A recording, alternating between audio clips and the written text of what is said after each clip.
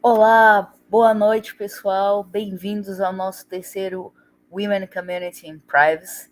A nossa convidada de hoje, muito especial, Maria Little, ou Mia Little, é advogada de Cibercrimes na divisão de Cibercrimes da Microsoft em Seattle. Não vamos ter tradução, infelizmente, vamos começar aí sem tradução. Se vocês tiverem alguma dúvida, por favor, me perguntem no chat. Eu posso fazer a tradução das perguntas que vocês mandarem, vai ficar aberto, ok? E fiquem à vontade, né, para perguntar. A gente tem uma pauta aqui já fixa, mas eu vou deixar aberto para outras perguntas de quem estiver acompanhando a gente ao vivo, ok? Eu vou deixar a Mia se apresentar, ela vai se apresentar em inglês. Qualquer dúvida, por favor, podem mandar no chat, ok? Hi, Mia. I explain for our audience. They will start enter in any moment, and this video is stay recording in our channel in YouTube. So don't worry, everybody can access after this webinar, this meeting online. So please talk about your expertise and think that I don't have enough word to introduce you, so I let you introduce yourself. Please Thank stay with you. us. Yes, thanks for having me. My name is Mia Scavella Little, and I'm an attorney here at Microsoft. I work in the digital crimes unit, and I'm focused specifically on ransomware and malware, and looking at legal strategies to stop those activities from targeting our customers. I am a second career lawyer. My first career was more in cybersecurity. And then I went to law school at night, and now I'm working as a lawyer during the daytime. So, second career. Okay, so Mia, well, I have some persons give me some questions for you, especially for you. So just please talk before I start the questions. Talk a little bit about your experience. What do you do, like a attorney, like a lawyer in the Mhm. cybercrimes Okay. division unit? Yeah. So, I work with an investigator and an engineer. Anytime they see something wrong, malware attacks, ransomware attacks, we try to figure out who is doing it and who they are targeting and how they're doing it. And depending on who it is, um, and how many victims there are, we will try to file a case in court with all the technical details to make it so that the judge gives us the right to actually seize, to capture malicious domains. So, links, phishing, anything that's bad, we try to get a court order to actually seize it so that no one else can click the link and be infected by this malware or ransomware. So we work very closely with our investigators, and the idea is to not let people fall victim to websites and things that we know are bad. Um, and we also go after certain ransomware actors as well. So recently there was a case called Cobalt Strike, and they took a penetration testing tool that red teams use to go against the Irish healthcare sector. And so they were threatening the hospitals with turning off people's life support, et cetera, if they did not pay the ransom. So we went after them as well. So they weren't causing harm to Microsoft's customers and victims. Yeah. Okay, it's look like a complex, right? Yes. You need to collect the evidence about the malware or Yep. the malicious behavior in a website, and you need write a, I don't know, like a defense to ask Yep. to legal. Exactly. Okay.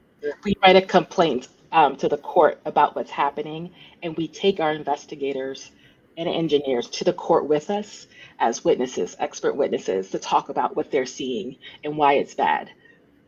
So, Good. Here in Brazil, it's a little bit different.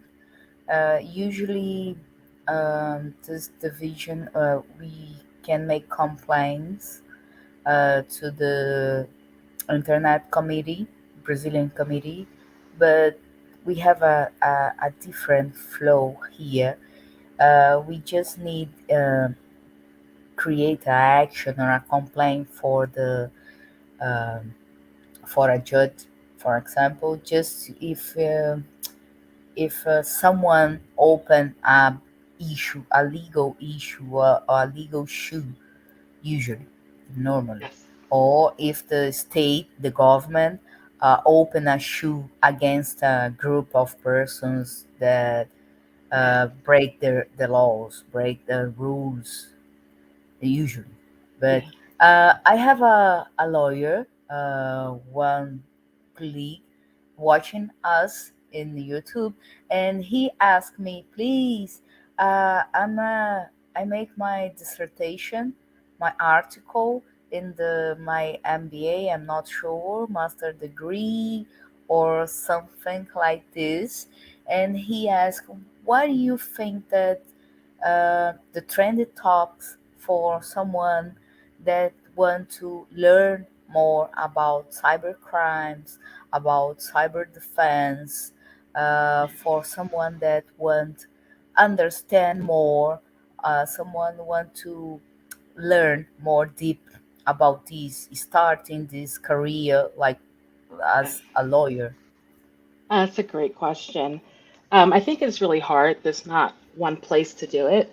There are a lot of certificates out there, like SANS courses that are really technical, and they have a technical course for lawyers actually. So you can get a certification. But also, I feel that you can just take individual classes as well. So when I was in law school, we actually had Python for lawyers, so learning the code. We had computer crime courses. We had a lot of options to also take classes within the engineering school. But if you don't have those opportunities, then I would start with even just looking on LinkedIn if you have that in the training area for computer crime, intellectual property, because that's usually abused a lot.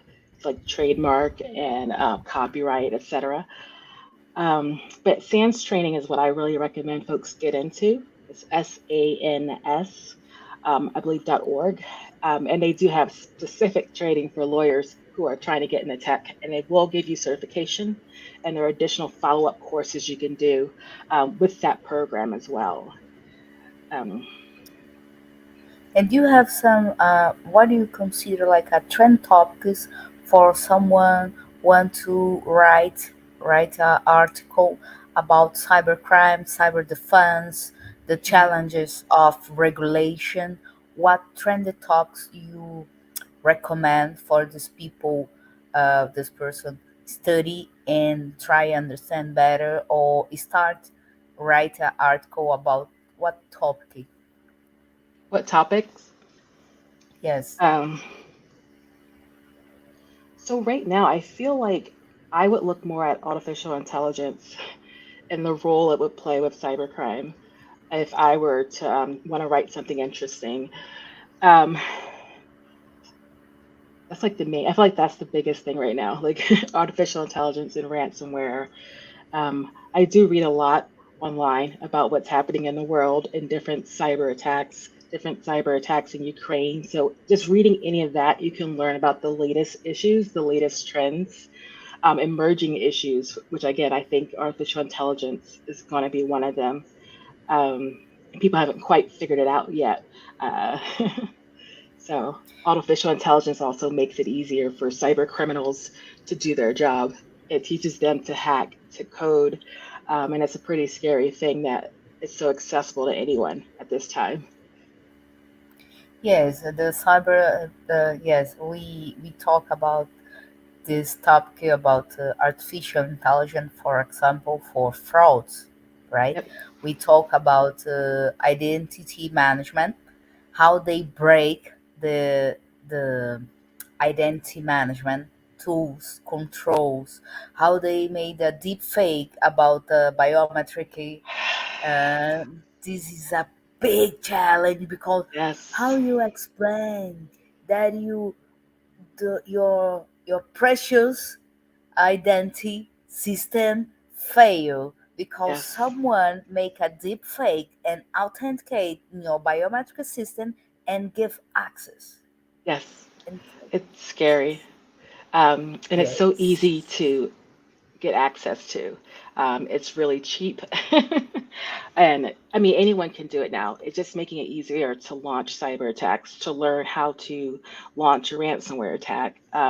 So I think if I were to write a paper, I would look at the future of AI and cybersecurity, um, or the lack thereof. Because I mean, right now you can go on there and ask it AI how to like build a bomb, how to build a botnet, how to build a beacon, a honeypot, anything, and it's going to give you an answer. yes. If you, I and maybe it is. This is a funny thing because the algorithm have some bad words, right? The words that are banned. Yes, But we, for example, I use Midjourney to create image, right? Pictures in Midjourney. I don't know if you try, but it's funny. yeah, But how much more you write to describe the image that you want the algorithm create for you. Sometimes the algorithm um, they are like they don't have sense, yeah, you know. They create a image totally crazy. I said yeah, I'm not right exactly these. Why they put like a man and the London watch and the yes, London Tower watch, and that make too much sense for me. But they take the words and create like a almost like a big confusion, yep, a big madness image. It's yes, totally crazy. it is. It's funny, but I try use different words. For Okay. example, I try use I put the word sexy, Hmm. but not with the connotation about uh, sex, but about someone attractive. Yes, yep. You know, when I replace and they give my answer, I cannot process this word Oh, sexy geez. Yeah, because they connect sexy with sex and other banned words. I said, okay, I will replace, and I replace for attractive, and then, and then the magic is done. wow, yeah, So I try use this in Chat GPT to create algorithm. If you uh, write the word malware, malware is a bad word. It's banned. They will give an answer to you that I cannot do this. This is illegal. And for someone normal, right. look like the that is works, right? Yes, Okay. So ChatGPT cannot create a malware. Yes, they can yeah, because you need replace the word. You don't need write this is a malware. You just put this is my code and yep, cut and copy your code. How I can improve this code? And the exactly. chat gives the answer to you. Yep. And yeah, I think other companies are going to start creating different AI platforms and chats for us to use, and some are going to be more strict, and others are going to be very liberal and allow you to do what you want because they want to be competitive and stand out. And people are going to go to the AI sites that allow you to put in malware, to put in all the the words, the trigger words. Um, so we'll see. I know at Microsoft we have Bing Chat, and it uses OpenAI, and it has a lot of guardrails, so you can't ask it a lot of bad things. But there are platforms that let you ask whatever you want. In the end of the day, the good or the evil, the bad, depends of the person that Yes. use the tool. In the end of the day, this is it, right? But Yeah. in your vision, in your experience inside Microsoft, what do you consider the most, uh, the, the worst scenario that you see that you need handling, or and even this, that what is the worst scenario? Uh, why do you in your experience consider there is a challenge to handling with the cyber crimes and cyber defense? Why do you consider this a challenge? I think a big challenge is that criminals usually move really fast. Um, they will change how they penetrate. And so I think of it like a house. You have windows, you have doors, maybe a basement, maybe an attic. And you have to secure all those, but the criminal only needs to have one way in, and you have to protect all the ways. So it's easier for them than it will be for us to protect everything. So I think first is the speed at which criminals can move. Also, the fact that they're pretty anonymous. People don't really know who they are. They're allowed to hide. And the third thing I would say, the scariest for me, is nation state actors. So if it is China or Russia that's actually behind the keyboard doing it, they have a lot more power, and they can pretend to be who they want and cause a lot of damage.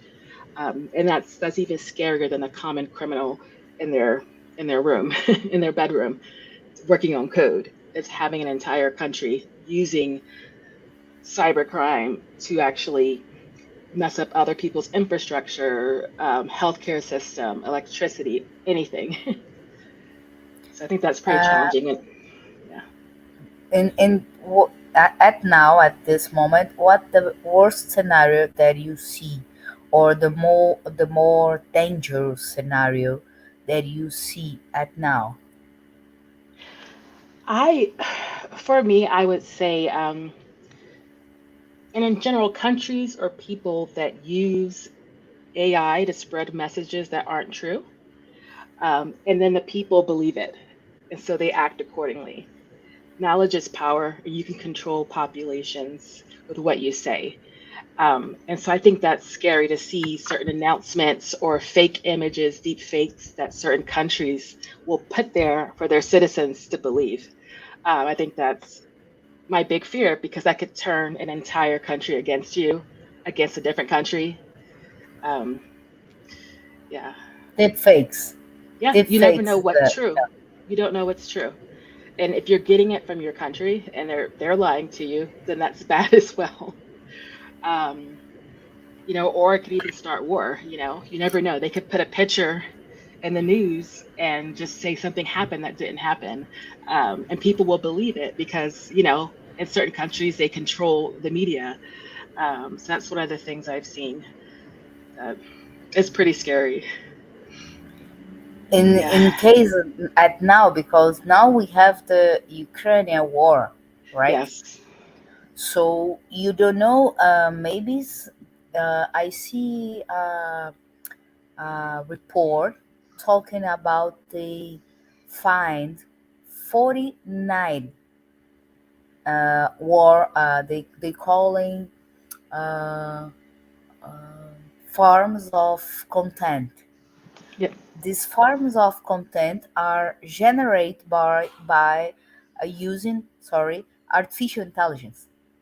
Yep. 49 different forms that create more than 100 websites of news, Yes. fake news, spread around the world. It's not, for example, 100 sites in one only country. No, it's 49 forms generate more than 100 websites, and these websites, they said that they are notice news websites, Okay. and this what feed this site artificial intelligence, and many of these news are fake. Yes. Almost 100% of these 100 sites are fake. Yep. The news are fake. So we have a big problem about misinformation. Yes, I agree. Huge. I was even surprised to hear that Russians, some of them said they didn't even know there was a war, or they were confused about why there was a war or who was going. And so I think that's going to be a big deal. AI, the media controlling what you know, what you have access to, blocking legitimate websites because you want to control your people. So, yeah. And I'm try use this point because you enter in a point that for me it's a precious point, because in Brazil now they discuss about the regulation this digital platform, about the responsibilities to try input responsibility for the big techs, and especially for the digital platforms like Facebook, like Yeah. Twitter, like and they in Brazil. I have fear because we know that the way they write the law is not to help the people, is to censure the Yep. people in this moment. Have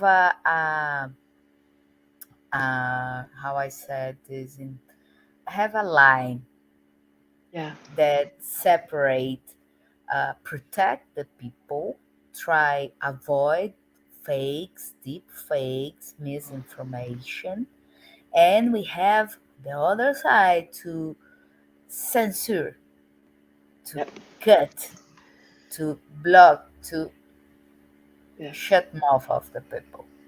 Yes. Um, So so what do you censorship. think about these regulations? I don't know how United States work on this part of the responsibilities, these digital Yeah. platforms about the content. I think that's tough. We definitely have some states within the USA that want to block platforms like Twitter. They think it's bad. They feel like kids watch it and then hurt themselves. Um, and we also have some states that think kids should be able to learn what's good and bad and just avoid it themselves versus the state or the country controlling what they have access to. Um, I think it's a fine line. I think it's a really, I mean, I don't agree with the censorship. Maybe put a warning label, but people have to decide for themselves. But to me, a censorship is designed to control people, what they have access to, how they think, where they go, where they don't go. And that's pretty dangerous, especially depending on who's in the government. Yes, in the end of the day, the government control, the hands of the government, it's very Yeah. dangerous. Yep. This is my fear in Brazil now, because we know this is not for the good of the people. Right. No, is about control, not protect. Yep.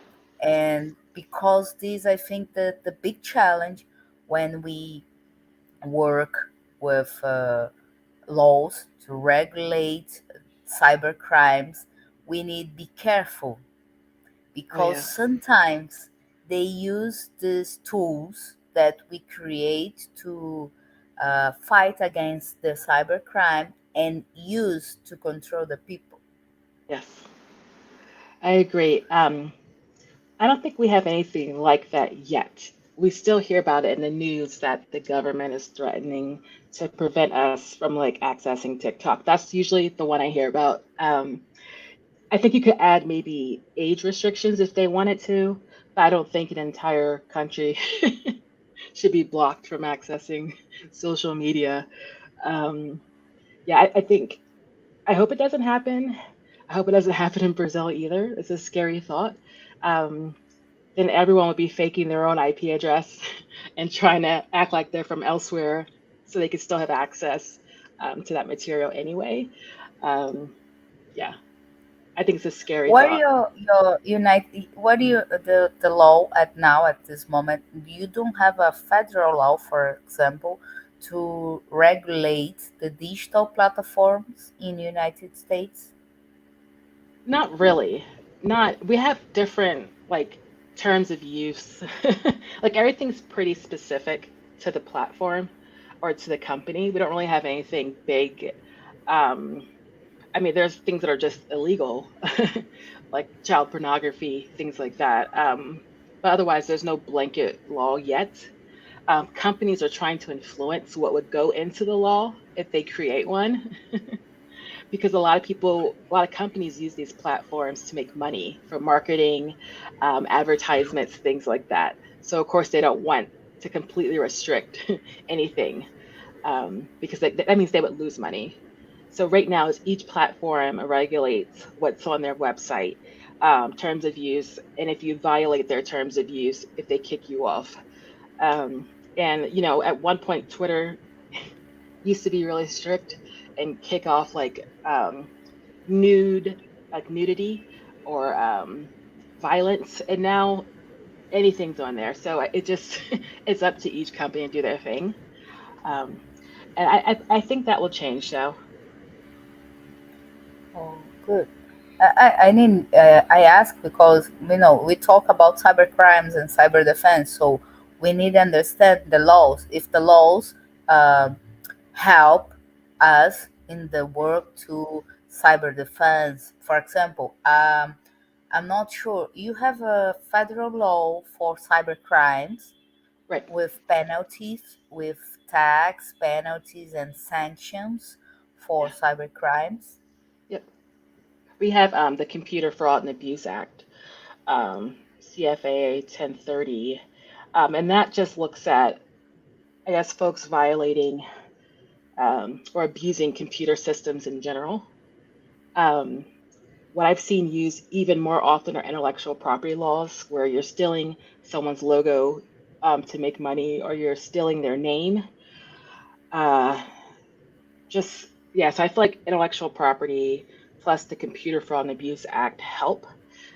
We also have another law that says it's our Communications Decency Act, and it says you're not responsible for what other people put on your platform, right? So if you're Twitter, you cannot be responsible for someone writing, I don't know, how to create a bomb on Twitter, because they have their own right to do that, right? Twitter is only responsible for whatever rules they want to have as far as terms of use. So we do have some laws, but there's nothing really like a big, nice, clear law about it. Each company does their own thing, it seems. I know that you have some standard, for example, NIST have standard, the National Institute, right? Do you have Yes, standards for cyber defense? Some requirements that you need accomplish, you need stay in compliance to, for example, maybe you can be a supplier of right, government, right? You right, if you have a product or service and you offer to the US government, you need follow some rules about niste, right. right? You have many white papers of niste explain. Yeah, I read someone about cloud security, a zero trust architecture.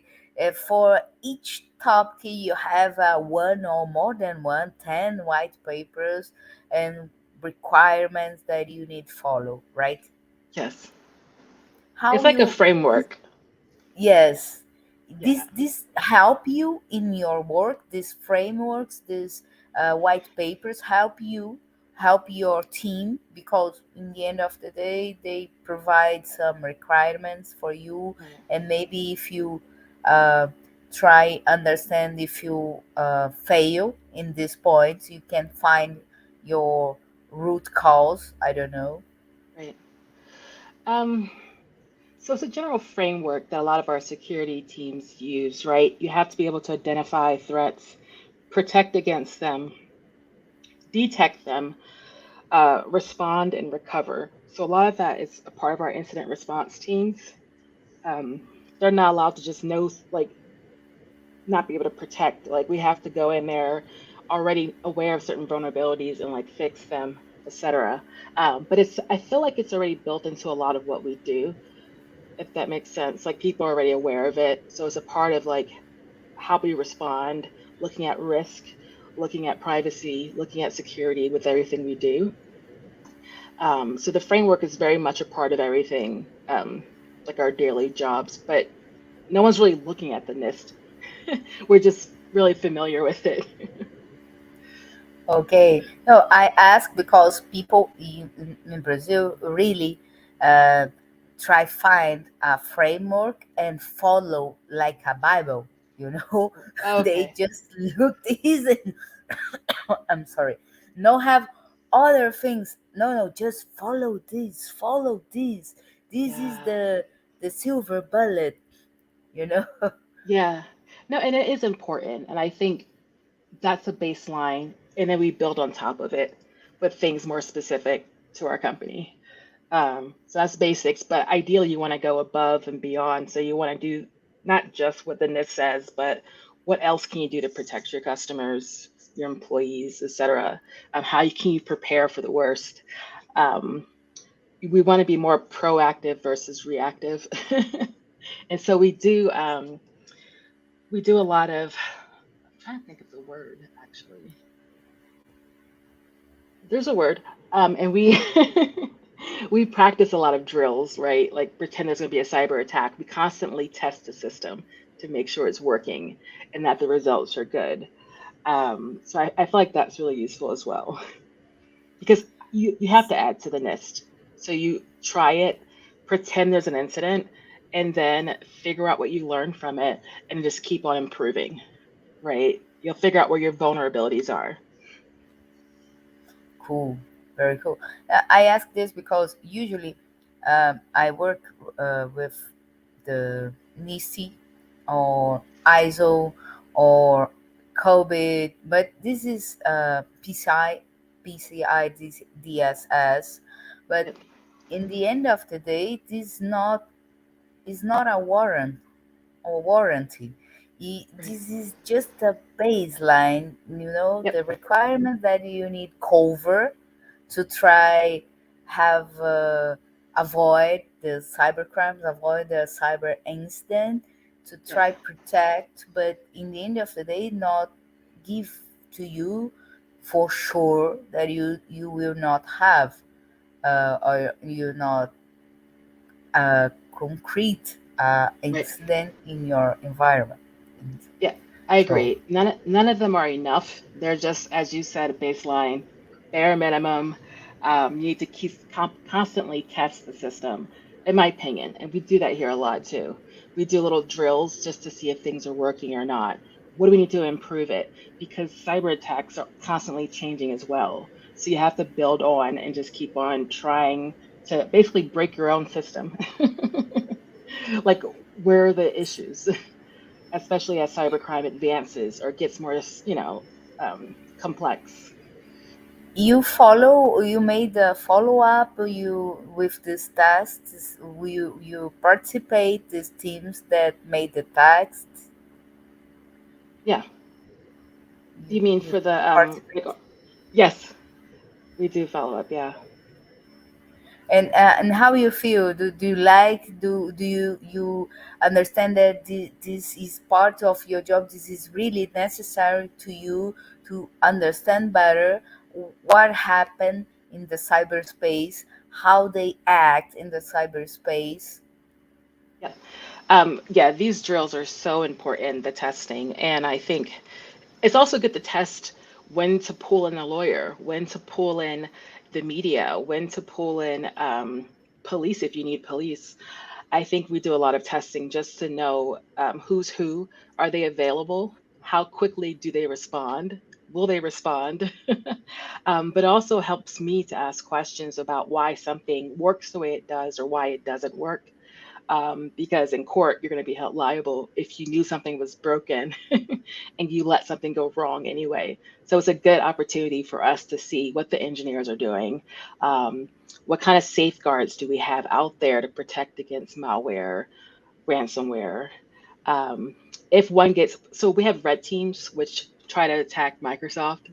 They're employees, but they try to break in and test the system. And every time they do that, they find something new that we never knew was there, a vulnerability, a backdoor. And I think that's a really healthy way to try to get above and ahead of the cyber criminals, is to have an internal team test your systems um, instead of waiting for something bad to happen. So if they I can think break in, then, oh, okay. this is a good way, a good manner, a best practice for cyber defense, right? Yes, exactly.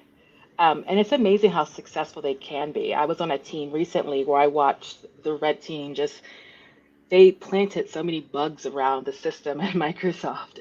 And did our guys see it or not, right? Did they find it in time?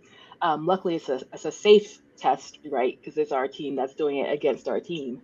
But it really can help you learn a lot about your company um, and if they're ready for a possible attack. And if they're keeping up, how quickly do they respond, right? And why was some of our employees able to plant so many beacons or whatever they do, botnets in the system without being noticed? So we do tests like that routinely, which I really enjoy. It's just interesting to see what they can find or not find. Usually, how works when you find a group or a person of cyber criminals? How you, I don't know, is of your job try and find the group, try find the person, the responsible about the attack, the incident, and how you handling with this? I don't know how work this. So we filed a case, I think last year, called Zloader, and it was a guy. It was many people, but we were able to find at least one guy, his name, his picture, and we went to court. We named him in court, and then we requested that he show up in court to defend himself. Um, and in the US, if you don't do that, then we move on and get what we want, right? So he never showed up in court. But that's something we try to do, is we try to hold them accountable. Um, and if we can't do it, we can work with Department of Justice, which can do more criminal matters, and try to extradite him back to the US and press charges against him. So I would say just that partnership, going to court. When you do that, you just name the person, and then it gets published wherever that person is. It might be in the news, the newspaper. We're required to put people on notice. And so we put them on notice. And it's interesting, a lot of these criminals don't know who else they're working with. Like they, you can just be responsible for finding victims, right? And then you'll send it over to someone else who actually creates the malware or who drops the ransomware payload. A lot of times they don't know each other, but they're working towards the same bad actions. And so just finding him would not necessarily help us find everyone else that he's working with, because he may not actually know them. But yeah, we will name you if we know who you are. In Um, the end, but you make your best effort to find a yeah, person or a group, right? yep, we put their picture there and everything. We definitely try to find out who's accountable. And you want to find out more than just the one person, because there's going to be so many people who can be a part of it. It's really complex. And again, some people are part of the group just to look for victims, just to test for vulnerabilities. Other people are there just to create the malware. They don't actually drop it, but either way, we still think they're responsible. Um, but yeah, we look to see who's doing it. We work with other companies, other governments to figure out who's behind the keyboard. usually is never one person, right? It's Correct. usually you have a group, a huge Yeah. group, sometimes in a different states or countries, right? Yes. Usually, what we've seen, usually they are overseas, out of China, Russia, Iran. If you find that it's a government, that's even worse, Do, because we do know you they're not have, going to for care. example, a list of the targets, the most popular targets of the cyber crimes? I don't know, for Yeah. example, bank industries, Yep. commodities industries, or Yes. infrastructure. What is So the top three? we have a whole threat intelligence team that looks at different criminals and what they usually target. And usually it is the healthcare sector, I would say the financial sector. Um, and then if it's a country that's doing it, it's probably going to be like your electricity grid, your power grid, um, which is a scary thought. They could take down the power for your entire country. The So it health depends on, sector. yeah, This health sector, this is a concern for me because you will attack a hospital. It's you are a coward. yeah, Why you attack a hospital? because they know that they're going to pay to keep people alive. And so that's where you're almost guaranteed to get money. Whereas the financial sector, they may or may not. There is cyber insurance nowadays, but what we've seen is that a lot of times healthcare sector, especially hospitals, small ones, will do what they can to make sure that the cyber criminals don't turn off the machines in the middle of surgery. So it's a really scary thought. Um, and to me, those are like the basic, your cyber criminals, and then your nation state actors tend to go more after your infrastructure, electricity, water. Can they stop the water from flowing? They try to like maybe drop some type of malware into the whatever system is running your wells and things like that, the water flow. So depending on who's doing it, usually the targets are going to shift. But But you have, I think so, that you have the how a list of these groups, right? The most most popular groups, or right, group of persons that attack, that start these cyber crimes, this kind of criminal attacks.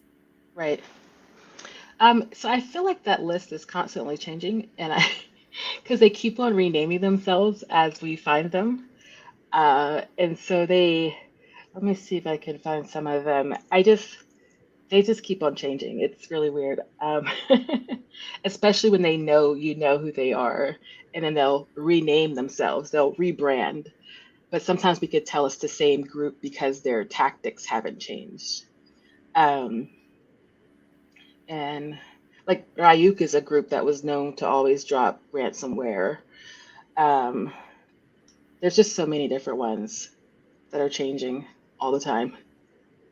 But the how you said, for example, you have a list of targets, the sectors, you have a list of groups, and I think that you have a list of countries, the Yes, countries that champions to start the attacks, to break, to make the cyber crimes. yes, yep. What No, is and that's how the top five the top five of the countries. to, So yes, for to start the cyber attacks, cyber crimes?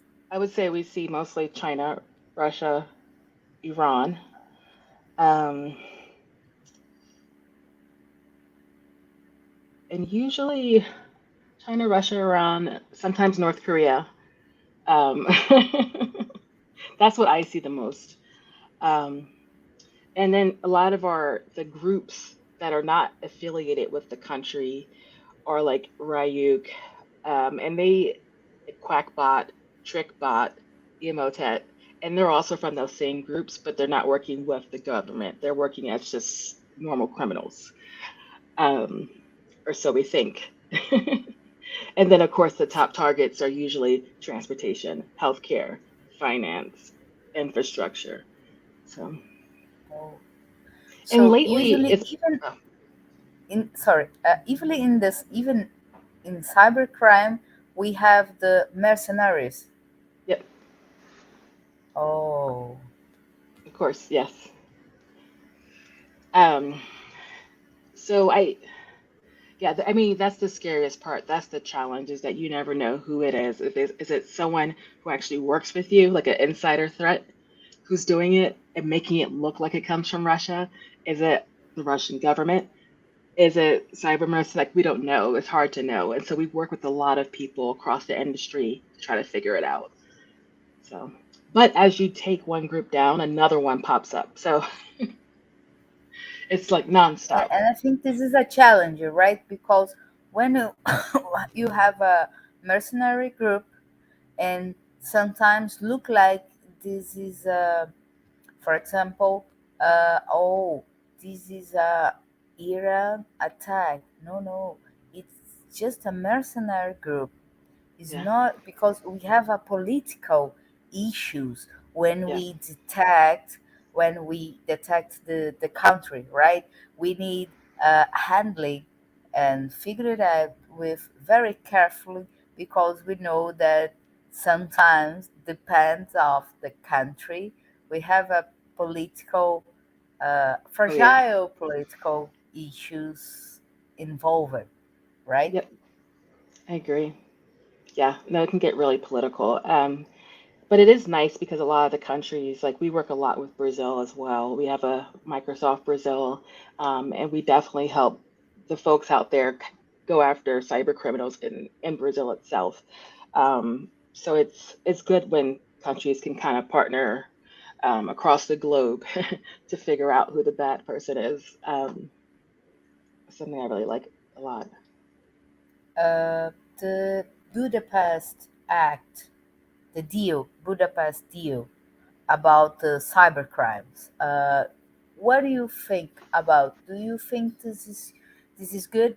Brazil, a few time ago, I don't know, I think that 2 or 3 months ago, Brazil signed the Budapest deal, right, Right, for international cybercrime cooperation. So, right. what is what do you think about this deal? You think this is good, works? What are your vision, your experience about this deal? So it says it's the first international treaty to address internet and computer crime by harmonizing national laws, improving investigative techniques, and increasing cooperation. I love the idea of um, sharing information between countries.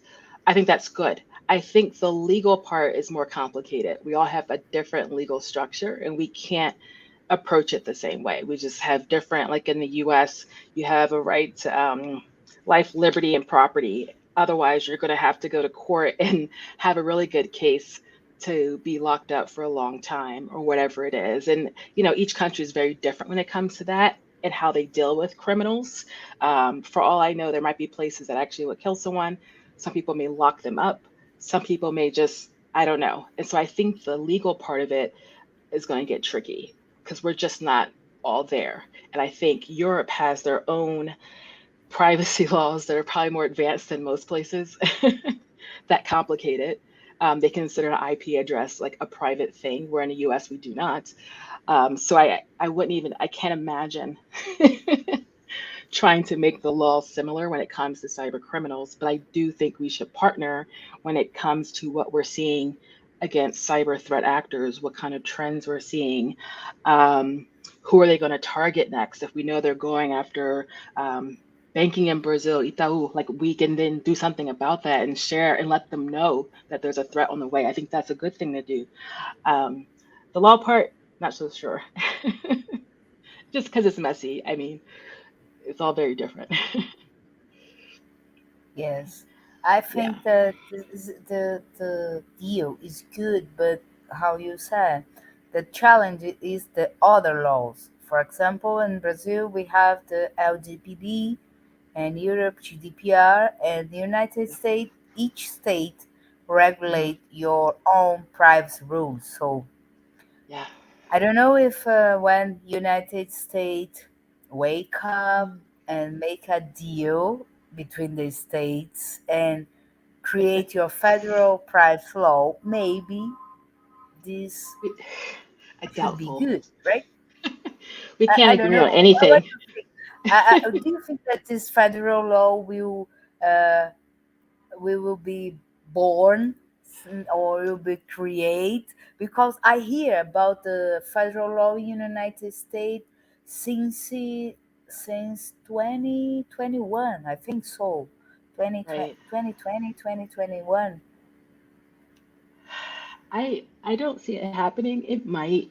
Um, I, I mean, the laws are just so different from state to state. You'd have to have everyone vote in on that and then try to incorporate it. And I think it's going to take some time because I do think that a lot of states believe that the GDPR is way too strict. But then some states might like it. And we already have enough political problems that we might want to wait on this one. And it might also Yeah, change with the administration, whether it's the Democrats in office or the Republicans. They might want to repeal a law if they don't like it. um, yeah, that's I think that's a tough one, but and it's definitely state to state. California seems to be a lot more strict. I have no idea what they're doing down there.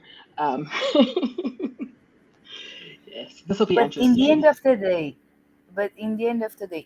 in your experience, according to Mhm. the kind of cyber crimes and cyber attacks and incidents that you handling, you think that have a privacy law or have a federal law for cyber crimes help or not? It's I think used. it would help, and I think it would make things easier for companies that work within the USA because you don't have to change everything per state. The White House did put out some guidance about what we should be doing as a country and requiring like multi-factor authentication and certain types of passwords. And they put out guidance. I think enforcing it's going to be hard, but I do think it would make it easier for companies like Microsoft to deal with the US as a whole versus as 50 individual bodies of law. So it could be a good thing. It would make it less complicated. I think so, because now I think this is a big challenge for you. For example, because California have more restricted rules about privacy, right? Yes. So if you have a cyber crime and you identify this person or group in California, how you Hmm. act is different if you find a group or person in New York Yep. or Miami or Atlanta. So Yep. we you have a different law. Have really have this uh, impact about the way that you need handling, for example, in California because the privacy law, and New York or Atlanta because they don't have yet. I think Right. that New York approved, but Atlanta, I think not. They not I approved. don't They think they don't have it have yet. Right. yet. Wow. So Yeah, I think I mean, we can't even agree on like consent in different states, right? Like you, in some states, you need to have both parties agree to have something recorded like this. And in other states, you can just record it without that person's knowledge. So there's so many things we can't even agree on now, but it'll be interesting if they try to pass something. oh, because I think in I ask for this. I make this question because in Brazil, I see many funny things or not goodwill things, people using the law to hide, Yeah.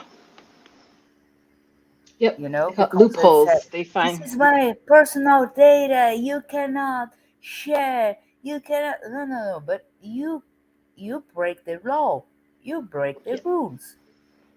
yep, This is an that's true. investigation, so we have a legal base. to conduce to processing your personal data according to the rules for investigation. So I That's don't true. know, you have this scenario in the United States, you, Yeah. I don't know, handling with this kind of scenario, people using some specific state law to Yep. hide. Yep. A lot of our laws, especially in California, make it easier for criminals to hide. It's going to be much harder to get a subpoena to actually seize anything, to go in their house to arrest them. They have a lot more rights than you would expect.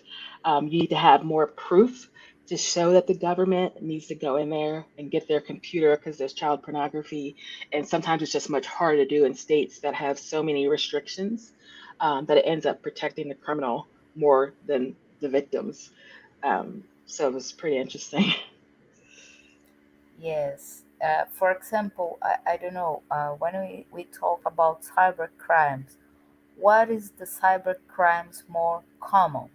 We know ransomware, okay, but for example, we have other kinds of cyber crimes. Mhm. What the top three or five that you handling more? So I would say ransomware is one of our number one. I would say tech support fraud is a big deal when people are creating fake domains and wanting you to log in and give you their credentials so they can commit identity theft. Um, I'm trying to think what our other one is. A big one for us right now is countering influence operations. So misinformation, disinformation, um, to trick people to give money, fake LinkedIn accounts that are make you think they're a recruiter and they're not, and then you give them your information. Seeing a lot of that. I mean, that's the deep fakes because they have a picture and it's not a real person, but you didn't know that. It was one created by AI, and they say recruiter because they have money to pay for it. And then you start giving them your information, and they can take your identity or your money. Um, so yeah, I would say the whole countering influence operations, ransomware, and just tech support fraud is something that we see all the time, especially with some of the elderly. They always click the link. They always will call the number and say, "Yes, thank you for helping me. Here is all my information," which then leads to identity theft. I don't know. If for you handling, do you have a cyber crime like extortion or blackmail, like people using porn revenge, like using Mm, porn revenge to blackmail, or some kind of extortion about the, for example, my concern now, it's about IoT security. You know, you okay. have many gadgets in your house, and sometimes this gadget have cameras. For example, your towing bell in your Yeah, door, or your Alexa. I have a web Alexa, and sometimes Alexa listen things that she should not listen, and she answer. right. And she speak. So for example, but I have one version of Alexa that have camera. Yep. So we know that have attacks that people invade this network and try Right. connect this camera. I see one case in United States with two dolls with Yeah. toys with cameras. So people invade and hack and uh, record all these cameras, Yeah. all cameras that you have in your gadgets, in your IoT things in your house, and use this information, these videos, photos against the person. Yeah. Blackmail. Do you have this kind of crime? Do you have handling of with this kind of Right. situation? So usually those cases would go straight to the police, and then we would be told to erase whatever we had that goes, if it's on Azure or cloud, um, we may erase it, right? Pursuant to a court order, like you have to erase this. This is illicit content. This is whatever. But usually they report that to the police first, and then the police comes to us to like help with the investigation. And so we wait to see if they actually have the actual um, the subpoena or whatever they need the warrant, and then we actually may do that search and remove that material or provide information about how much has been spread. It just all depends. But most people, I think they're told to call the police, and then the police will work backwards. Okay, who was it? Who had it? Is it on Azure? Is it on Amazon, AWS, or Google's cloud? And usually that particular company needs to kind of work with the police to remove those types of things because odds are they go against their terms of service. So those companies are allowed to just take it down if it goes against their terms of service. But obviously they don't know it's there because they're not watching what people do. It's when the police come to them and say, hey, we have a problem. This is on your cloud. We need it taken down. So, Okay. So this is not the kind of cybercrime that start with you.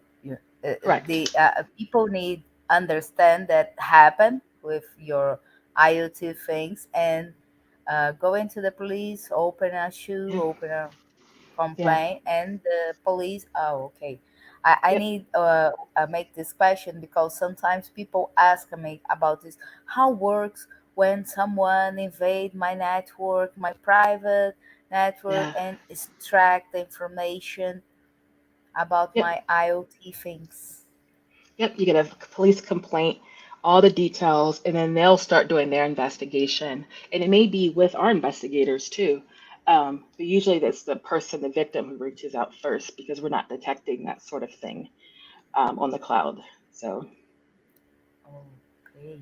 So yeah. now, past 1 hour, and we need finish. You need back. Okay. Yeah. I appreciate your time. I need Thank you. uh, give many thanks for your time to stay with us. I need thanks, give thanks for all our communities that support me, the market team with cybersecurity girls, the market team WOMC Brazil, the market team IBRASPD, and the market team FEMIT.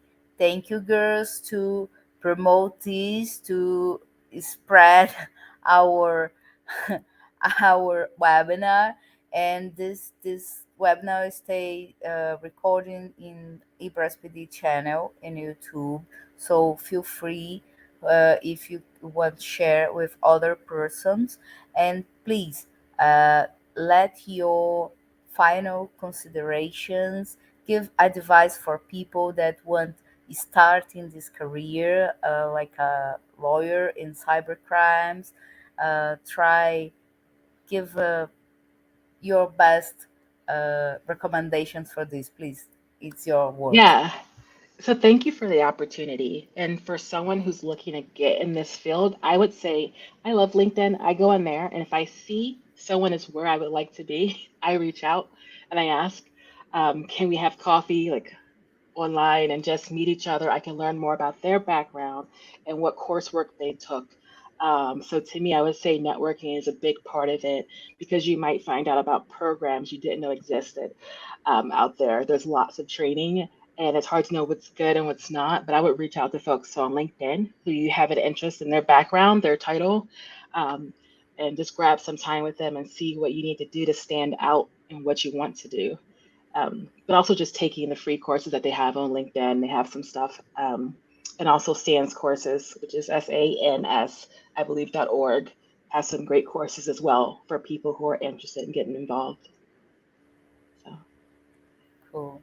This is your final words, your final message. You give someone point to reflection, because I think that your work never will be boring, right? Because the scenario always change. It's yes, so challenge. yes, yeah, no, it is. I just try to stay positive, stay focused, and just keep reading about what's happening in the world and be flexible and ready to pivot as something new happens because this space is constantly changing. And don't feel intimidated if you're not as technical as someone else. You just keep moving, keep trying. Yeah, Okay. Thank you, Mia. thank Um, you. thank you very much for your time. And I hope that we have other opportunities to talk more about the laws in the United States. I don't know. I think that the scenario will change. So Yes, I agree. I Yeah, hope. Thank you very much. Thank I you. change for Portuguese now to finish in Portuguese, okay? Okay. Did you want me to go or Obrigada. we're good? No, no, you can Just say. I say. just Yeah. make I give just a final message in Portuguese, just it. Obrigado, pessoal, quem acompanhou a gente. Se alguém tiver algum tradutor, acho que o tem um recurso de legenda que vocês podem acompanhar. Vai ficar gravado no YouTube. Compartilhem. Obrigado por quem acompanhou com a gente. Pena que eu não recebi nenhuma pergunta, mas nós estávamos abertos a perguntas. E eu agradeço a participação, a audiência de todos. Compartilhem, vamos para o próximo. E a gente está sempre buscando temas relevantes aqui. A gente falou de cybercrimes e cyberdefense e tentou contextualizar um pouco da experiência da Mia, o que acontece nos Estados Unidos. Obrigada a todos e boa noite. We're finished now. Bye Thank bye, you. people. Thank you, Obrigada. Mia. Ciao.